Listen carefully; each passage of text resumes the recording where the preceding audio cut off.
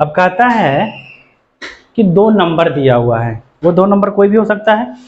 अब कहता है कि इन दोनों के बीच में रिलेशन लेकर आया है और ये फॉर्मूला उसी के लिए बनाया हुआ है। समझिएगा, कहता है LCM is into HCF. LCM और एचसीएफ का जब हम गुना करेंगे तो उतना ही आंसर आएगा जब हम उन दोनों नंबरों को गुना कर देंगे। बात समझ में आ रहा है?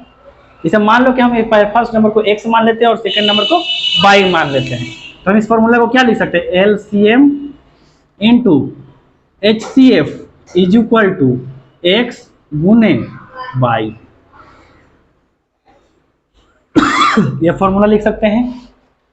अब इस फॉर्मूला से तुमको क्या समझ में आ रहा है कि मान लीजिए कोई क्या एलसीएम निकाले पहले, फिर उसका एचसीएफ निकाले, और जो आंसर आएगा वो दोनों नंबर को गुना करने के बाद जो नंबर आता है वही आता है। राइट? तो चेक करते हैं इस बात को। हम पहले छोटा नंबर एक ले लेते हैं, जैसे 20 ले लेते हैं और 30 ले लेते हैं। तो सबसे पहले एलसीएम निकाल लेते हैं। क्या निकालते हैं? एलसीएम। अब 20 और 30 का एलसीएम कितना आया? 2 से 10 15, 5 से 2 और 3, एलसीएम कितना आ गया? 5 दूनी 2 गुने 5 गुने 2 गुने 3, 3 दूनी 6, 6 5 30, 60 आ गया। अब हम निकालते हैं एचसीएफ। क्या निकालते हैं? एचसीएफ। कितना आता है एचसीएफ भाई? 20 को हम 30 से करेंगे, 1 बार में 20, 10 आ गया। यहाँ से 20 आ गया, 2 बार में 20 कट गया, एचसीएफ कितना आ गया? 10 आ गया। ठीक है, क्लियर? अब इस फॉर्मूला को पे अप्लाई करते हैं। तो सबसे पहले एलसीएम कितना मेरा है? 60 गुने एचसीएफ कितना है? 10, गुना करने पर कितना आ गया? 600 आ गया। अब कहता है कि उन दोनों नंबरों को गुना करेंगे तो उतना ही आंसर आएगा। तो हम इन दोनों नंबर को गुना करते हैं तो 20 + 30 इक्वल टू 600। बात तो सही है, बात सही है।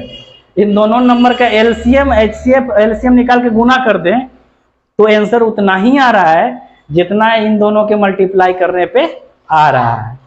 क्लियर? अब क्या है, इस फॉर्मूला के लिखाने का पर्पस क्या है?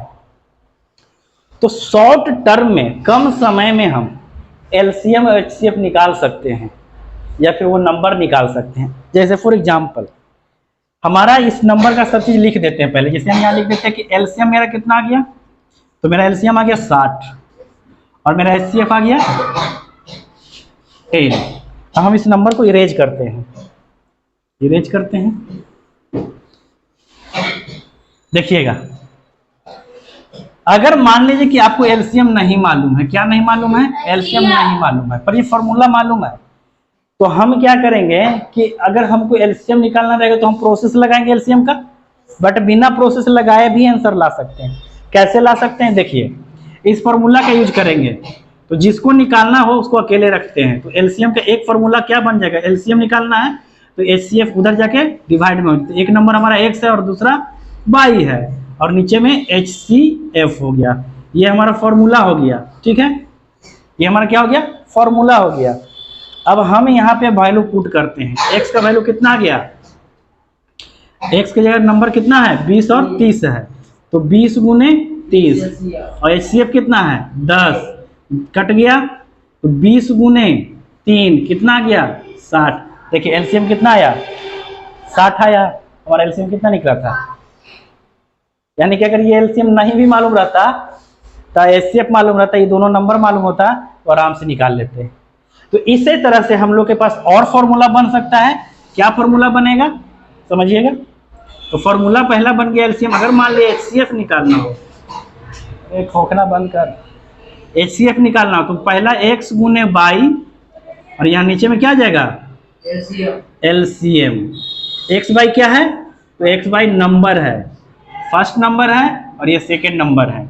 उसी तरह से मान लो कि एक्स नंबर निकालना हो, एलसीएम मालूम है, एचसीएफ मालूम है, एगो नंबर मालूम है, तो दूसरा नंबर क्या होगा? यहाँ लिखेंगे फर्स्ट नंबर, तो एक्स माने हैं इक्वल टू क्या हो जाएगा? तो ये डिवाइड में इधर आ जाएगा, तो एलसीएम गुने एचसीएफ बटे क्या? Second number. ब्रैकेट में बाई, ये भी एक क्या हो गया फॉर्मूला। अगर सेकेंड नंबर निकालना हो तब क्या फॉर्मूला बनेगा, यहाँ लिखेंगे second number by equal to LCM गुने एचसीएफ बाई फर्स्ट नंबर क्या एक्स। ये भी एक फॉर्मूला आपका बनके तैयार हो। ठीक है, तो इस तरह से आप जो है इस फॉर्मूला का यूज करके बहुत सारे क्वेश्चन को सॉल्व करेंगे। तो हम लोग बहुत सारे इस पे क्वेश्चन भी सॉल्व करेंगे। इसको पहले उतारिए, तो उतारेगा नहीं।